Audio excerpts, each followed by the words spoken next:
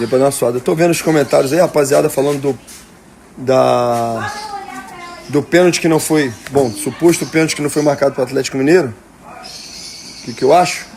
Eu acho que é discutível. Segue decisão de campo. Se o juiz dá no campo o pênalti, beleza, se não... Mas tem regra, né, rapaziada? Tem regra.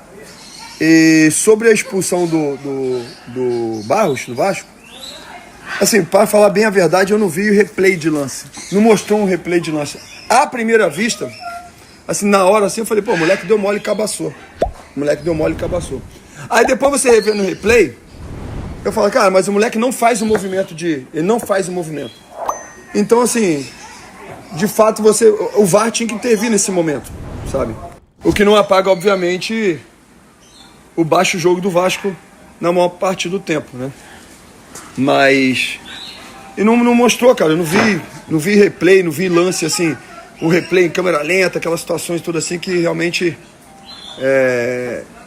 deixasse claro em evidência a expulsão do Cauã Barros. Então, assim, não vi. Agora que eu vi algumas imagens assim também, e nas imagens ele fica com o pé assim, ó. Ele não faz aquele movimento, né?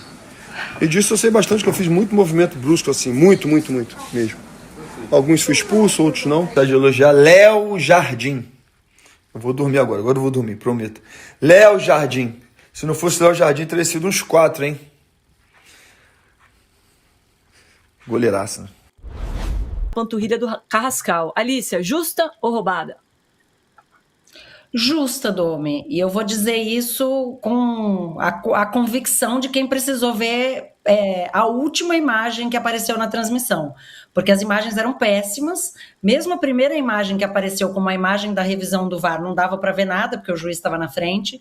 E aí a última imagem que aparece, que é uma imagem por trás, dá para ver a sola dele pegando a panturrilha inteira do coleguinha. E... a intenção, a gente não tem como cravar, foi de propósito, foi sem querer, né? Era um lance, nem era um lance de disputa de bola, um lance completamente idiota, né? Uma expulsão que deixou o Fernando Diniz apoplético, mais do que ele fica normalmente, mas justa, porque sem querer também é falta, sem querer também é pênalti. Então, pela entrada, pela gravidade da entrada, eu acho que a expulsão foi justa. Entendo a revolta de quem acha que, né, o jogo poderia ter sido diferente com o Vasco com 11 em campo, mas acho a expulsão justa, sim. Itapuã Costa manda aqui, experimenta levar uma solada na panturrilha. Não, tá louco, dói demais, Fabiola. Nada, ainda mais essas chuteiras aí, profissionais, Ave Maria. Ó, o árbitro, o Bruno, pegar o nome dele, Bruno Arleu de Araújo, ele estava absolutamente em cima do lance. O lance não foi onde, né, estava sendo disputada a bola, foi do lado, e o Bruno estava absurdamente bem posicionado. E ele apita na hora e mostra o cartão vermelho, a decisão foi dele.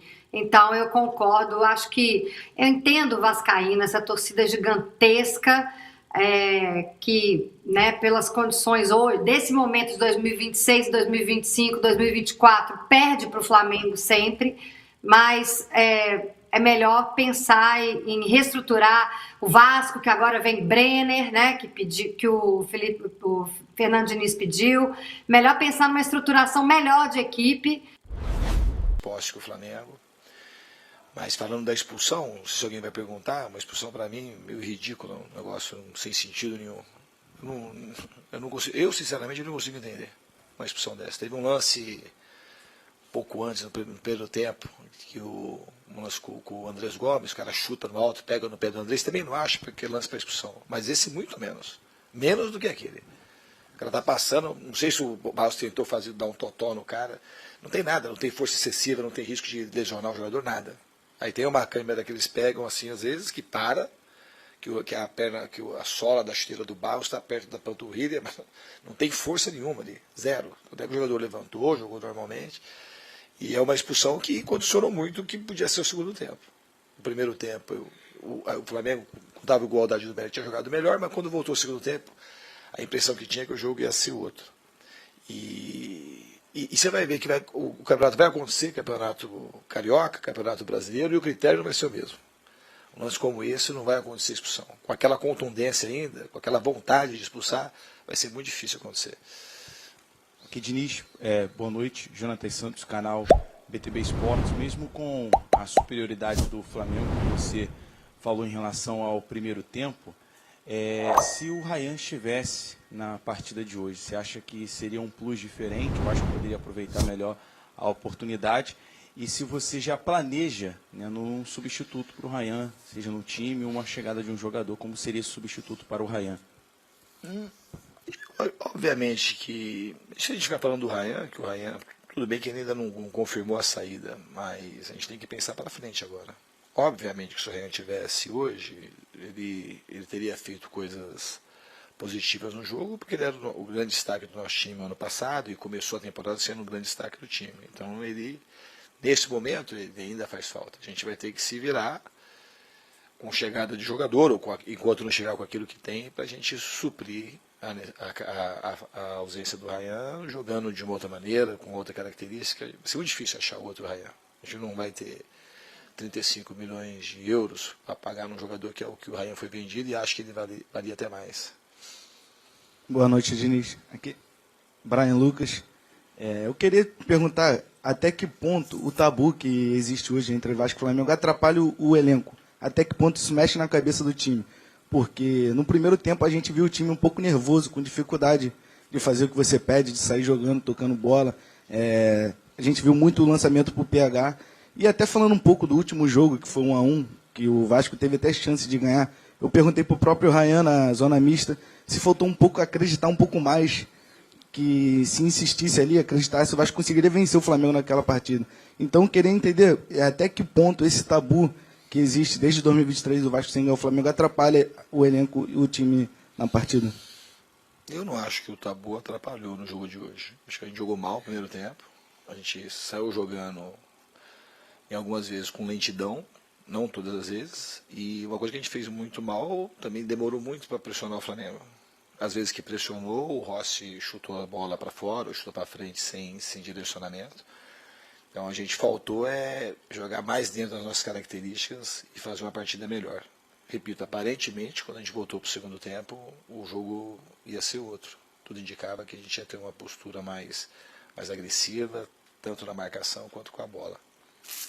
Diniz, boa noite. Lineker Biondi, canal Hora do Vasco. Queria a opinião de você sobre uma situação de jogo. Você acabou de falar do chutão do Rossi, proporcionado pela sua marcação, né, que é alta, acaba preenchendo bastante o campo adversário de jogadores do Vasco, e aí proporciona esse chutão. Isso acontece em vários jogos, para você que joga sob linha, né, na estrutura de zaga, e sob pressão na parte frontal ali, na marcação. Porém, quando esse chutão sai, eu sinto falta de um jogador com alta estatura para ganhar essa primeira bola. Eu queria que você comentasse um pouco sobre isso, porque você usa a mesma estrutura para o setor ofensivo. Quando o Flamengo adianta as linhas, você está sob pressão, você tem ali um passe horizontal que é praticamente fatal. Aconteceu contra o Maricá, aconteceu também contra o Flamengo, vários erros de passes horizontais.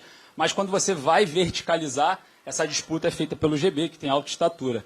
Por que você considera o GB importante para essa primeira bola, essa disputa de primeira bola quando você está pressionado, mas quando você pressiona não tem um mesmo jogador de estatura no campo defensivo para tentar ganhar essa mesma primeira bola que você disputa no campo ofensivo? Obrigado. Eu não vi a gente perder a primeira bola quase. E os chutões do Rossi também, a maioria foi sem direção. Eu acho que não tem muito fundamento a pergunta, sinceramente. Vai para a próxima. E esse lance da expulsão precisa ser analisado com a cabeça fria, mesmo sabendo que o coração do vascaíno está fervendo. Porque quando o jogo termina, quando a poeira baixa, o que fica não é só o cartão vermelho, é a sensação de mais um capítulo frustrante de um clássico que machuca a torcida do Vasco há anos. Muita gente gritou roubo, muita gente saiu revoltada, e isso é completamente compreensível. O histórico pesa, o contexto pesa, e perder jogador aos 4 minutos do segundo tempo contra o Flamengo sempre muda qualquer roteiro. O torcedor olha e pensa, com 11 dava jogo, e talvez desse mesmo. O Vasco vinha competindo, vinha se organizando melhor, vinha mostrando sinais claros de evolução. Mas quando a gente olha o lance isoladamente, sem paixão, a análise fica mais dura. A entrada do Barros não é uma disputa de bola, é um lance lateral, fora do foco principal da jogada, com a sola atingindo diretamente a panturrilha do Carrascal. E aí entra um ponto que muita gente ignora. intenção não anula falta grave. Sem querer também machuca. Sem querer também expulsa. Sem querer também muda jogo. As imagens foram ruins? Foram. O VAR demorou? Demorou. Isso irrita qualquer um. Mas a última imagem deixa claro o contato perigoso. E o árbitro estava muito bem posicionado, em cima do lance, apitando na hora. A decisão foi dele, não foi empurrada pelo VAR. Isso faz diferença na análise. Agora, isso não significa que o vascaíno tem que engolir tudo calado. Muito pelo contrário. O que incomoda de verdade é perceber que mesmo quando o Vasco tenta competir, qualquer erro vira sentença. Enquanto isso, do outro lado, o Flamengo joga com margem, com elenco, com estrutura e com uma tranquilidade que o Vasco ainda está longe de ter. E é exatamente aí que está o ponto mais importante desse debate. Ficar preso apenas à expulsão é olhar só para a ferida aberta, mas não tratar a doença. O Vasco precisa, urgentemente, pensar grande, pensar em elenco, em reposições, em estrutura. Fernando Diniz já deixou claro o perfil que quer, pediu reforços, Brenner é um nome que surge, e isso mostra que existe um caminho sendo desenhado. A revolta do torcedor é legítima, a dor é real, mas o Vasco não pode mais viver refém de lances isolados. Precisa construir um time que sobreviva a erros, a expulsões, a decisões contrárias. Um time que imponha respeito e não apenas reação. Porque clássico não se ganha só no grito, se ganha com projeto, com continuidade e com coragem de mudar.